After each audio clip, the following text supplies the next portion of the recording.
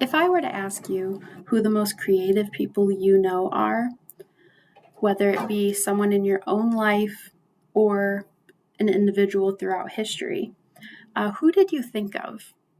What did these people do for you to consider them creative? Did you think of artists, painters, musicians, maybe writers? Maybe you thought of a movie director.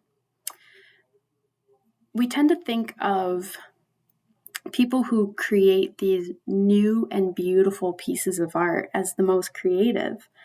But I would venture to guess that you didn't think of a doctor, a lawyer, a salesperson, a firefighter. The firefighter down the street from your house could be just as creative as your favorite musician.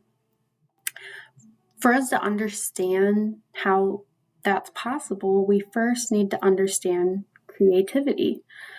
Creativity is defined as the ability to create. It's as simple as that. It does not define how you are creative. It does not define when or where you create. It is simply the ability to create. So let's go back to some of those occupations I listed. Doctors, they need to be creative when they're working with multiple patients, multiple diagnoses, multiple medications to find the best solution for that individual person. Lawyers need to be creative when they are making their defense. They need to tell the story in a way that gets people on their side. Salespeople, they need to be creative in their approach to make sure that they can sell and talk to all different kinds of people.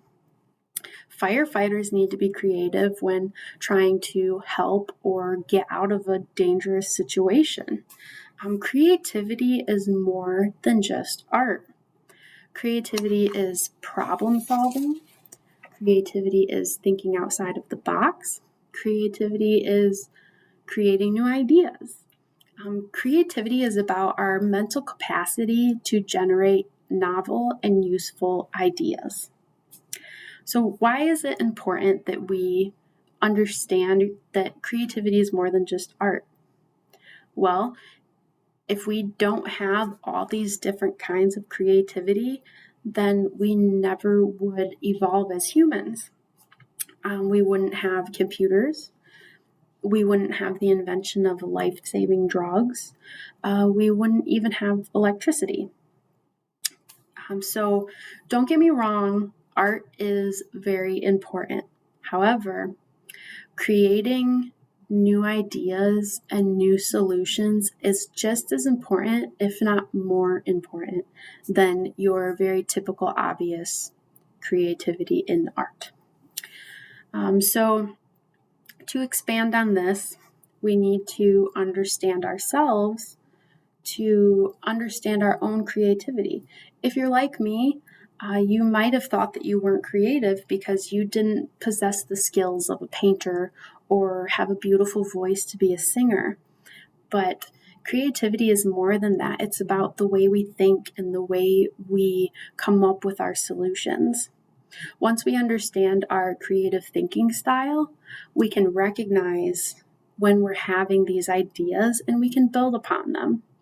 So I'd like to take a look at the 5 biggest creative thinking styles. As I explain these styles, I would like you to try and think of which one you would fall under. I'm just going to briefly describe each one. So if you don't feel like you fall under a certain style, I do encourage you to look more into it and maybe get some more details to see where you fall. So let's go ahead and start on these 5 creative thinking styles. The first one is divergent thinking. These are going to be your individuals who like to brainstorm. They come up with as many solutions as possible. They pick out the best ones, they improve upon them, they combine them to come to the best possible conclusion.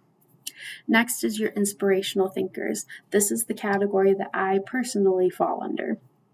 These are going to be your individuals with big imaginations. They tend to be daydreamers. These individuals like to picture the best case scenario and then how to get there. Next, we have our lateral thinkers. These individuals tend to have their thoughts flow. They have a type of step-by-step format that their thoughts follow. They tend to connect ideas until they get to that new or best solution. Next, we have our aesthetic thinkers. These individuals are going to be your more obvious, artistic type people. These individuals like to reframe the problem and see it from different perspectives.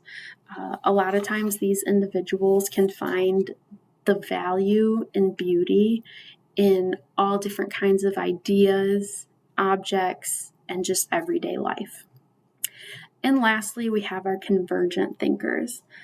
These individuals tend to be very logical. They like to gather the facts. They like to understand the most common solutions and then build upon those to improve or even come up with a new solution or idea that came from understanding the most common solutions. So I hope you're able to know which thinking style you fall under. If not, again, I recommend you do look into it. Once we know what our thinking style is, we can really rein in and foster those skills that we already possess. If you're a daydreamer, you can now understand that your daydreaming is not just a waste of time. It can help you come to new ideas and solutions in your everyday life. Once we are aware of our creative thinking style, you can form your thoughts and create a process to help you come up with these innovative and new ideas. We cannot be afraid of failure. Everyone is going to fail along the way, and it takes a few failures before we can succeed. Fear will only hold us back. So again, I would like to reiterate that creativity is more than just art. Creativity is increasing our productivity. Creativity is building our interpersonal skills. It's improving our problem-solving capabilities. Creativity is understanding ourselves on a deeper level. And lastly, but most important, creativity is building a brighter and better future for our future generations.